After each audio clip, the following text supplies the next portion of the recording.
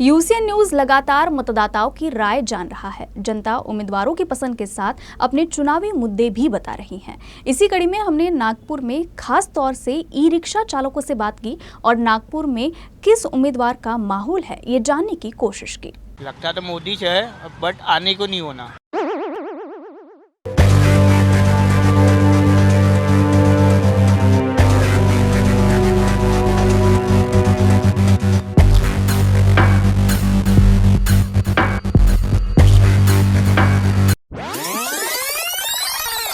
चौक चुनाव चौपाल के माध्यम से यूसीएन न्यूज़ की टीम लगातार मतदाताओं की राय ले रही है, उनके मत को जानने का प्रयास कर रही है। हम आज की हमारी चौपाल में कुछ खास मतदाताओं से बातचीत करेंगे और उनकी राय लेंगे। ये मतदाता हैं ई रिक्शा चालक। बीते दिनों या बीते कुछ वर्षों में देश में जो यातायात व्यवस्था है उसमें आमूल चूक परिवर्तन जो है वो ई रिक्शा की वजह से हुआ है। ये एक बड़ा बदलाव है।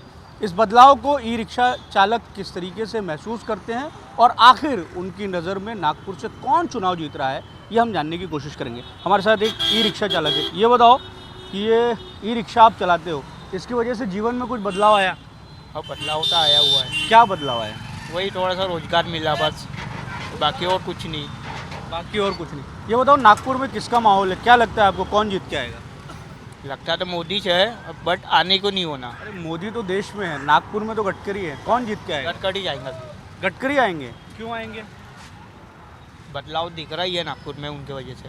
अच्छा, गडकरी एक बात और बोलते हैं कि पहले जो हाथ पैर से खींचने वाला जो रिक्शा था उसको बंद करा के उन्होंने ये ई रिक्शा लाया है।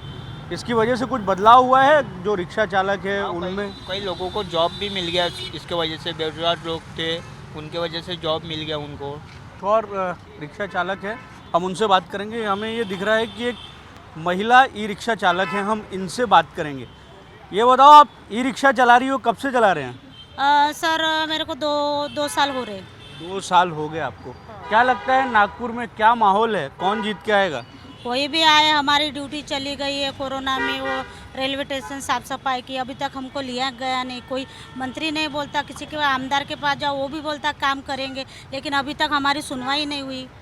क्या करेंगे बताओ? लेकिन नागपुर के जो सांसद हैं वो केंद्र में कद्दावर मंत्री है। हाँ। वो तो बोलते हैं कि कई लोगों के काम कराए हमने। आप नहीं कराए हमारा कुछ काम। 200 वर्कर अभी तक घर में बैठे हैं। आप लोग गए थे क्या उनके पास? गए थे हम, पर हमारा काम हुआ नहीं। और हम क्या खाएंगे? क्या 200 वर्कर लेडीज है, जेंट्स है, सब रो रहे हैं। ये किराए की गाड़ी मैं चला रही हूँ, क्या करेंगे बताओ? कोई हमारी सुनवाई नहीं हो रही। कोरोना में ड्यूटी गई वो भी चालू नहीं हुई अभी तक। रेलवे के पास जाओ बोलते DRM के पास, तो वो भी नहीं ले रहा है, कोई नहीं ले रहा है। अच्छा, क्या लगता है आपको नागपुर में किसका माहौल है, गडकरी का कि विकास ठाकरे का कि कोई किसी और का? किसी का भी रहे माहौल, लेकिन काम होने को होना। माहौल तो नहीं, लेकिन गाड़ी के बदल में बोल सकता मैक्सी के माहौल मतलब कौन सा आपको कैंडिडेट लगता है कि? एक नंबर आदमी है। अच्छा, कभी आप मिले हो? नहीं मिला नहीं, कभी मिला नहीं, कुछ भी नहीं। लेकिन ये जब गाड़ी निकाले सब, ये गाड़ी से वजह से सबको रोजी मिली, खाना मिला, ग्रोसर मिला, लंगड़े लूड़े सब ये गाड़ी चला रहे। मैं ये कहना चाहता हूँ कि नितिन गडकरी अपनी जगह पे है, ऑटो चालक अपनी जगह पे है। अगर नितिन गडकरी साहब को ई रिक्शा पास करवाना ही था महाराष्ट्र के अंदर, तो फिर ऑटो के परमिट बांटने को नहीं होना था। यूसीएन न्यूज़ लगातार अपने सोशल मीडिया के अलग अलग प्लेटफॉर्म पे चुनावी मुद्दों को लेकर भी सर्वे कर रहा है। अभी जो हाल ही में हमने कुछ मतदाताओं से जो जनमत इकट्ठा किया कि आखिर चुनाव में क्या प्रमुख मुद्दे हो सकते हैं, तो उन मुद्दों में महंगाई और बेरोज़गारी भी एक मुद्दा है। लेकिन देखने में ये भी आया है कि जो ई रिक्शा आए हैं बाज़ार में, वो कहीं ना कहीं बेरोज़गारी का जो स्तर है उसको थोड़ा बहुत कम करने में अपनी भूमिका निभा रहे हैं। एक और ई रिक्शा चालक हमारे साथ में है। और नागपुर की गर्मी तो सबको मालूम ही है, इनके पास में देसी जुगाड़ भी है। इन्होंने बढ़िया इसमें मटके में अपने ठंडा ठंडा पानी भी रखा हुआ है, टिफ़िन भी रखा हुआ है। आप कब से लेके कब तक रिक्शा चलाते हैं? अभी तो सुबह से? सुबह 10 बजे से 9-10 बजे तक। रात के 10 बजे तक। तो आपके टिफ़िन का भी जुगाड़ है, पानी का भी जुगाड़ है। अच्छा, ये बताइए कि नागपुर में क्या लगता है आपको, किसका माहौल है, कौन जीत के आएगा, कांग्रेस या भाजपा? ये नहीं बता सकता। हाँ, ये नहीं बता सकता बोला। ये नहीं बता सकते मतलब आपके मन में है, कैमरे पे आप नहीं बता सकते हैं, या कोई और वजह है कि नहीं बता सकते हैं, या राजनीति में आपको रुचि नहीं है? कोई भी आ सकता है उसमें कोई भी आ सकता है। नितिन जी का आएगा सामान झूम के और नितिन जी आएंगे चुन के। एकदम इतने कॉन्फिडेंट क्यों? हर बारी आ रही ना, अभी हैट्रिक मारेंगे। अब की बार मोदी सरकार 400 के पार। अच्छा मेरे को एक बात, आप बीजेपी के कार्यकर्ता हो, वर्कर हो क्या? नहीं नहीं, हम बीजेपी के हैं लेकिन। बीजेपी के हो? अच्छा, क्या बीजेपी के आने की वजह से क्या एकदम लोगों की ज़िंदगी में इतना बदलाव हो गया? लोगों को ऊपर से उड़ने का मौका मिल रहा। चुनाव कौन जीत के आएगा? बीजेपी जाएंगे इस साल। बीजेपी आएगी? क्यों? महंगाई ज़्यादा बढ़ाया ना उन्होंने। अच्छा, 36 रुपये किलो गेहूँ, 50 रुपये किलो चावल, पेट्रोल का भाव बढ़ाया। हाँ, तो वो उसकी सरकार आएंगी। अभी तो दोनों पड्डे सेम लग रहे हैं। दोनों सेम लग रहे हैं। फिर भी गडकरी बाजी मार जाएंगे या विकास ठाकरे चुनौती दे देंगे, क्या लगता है आपको?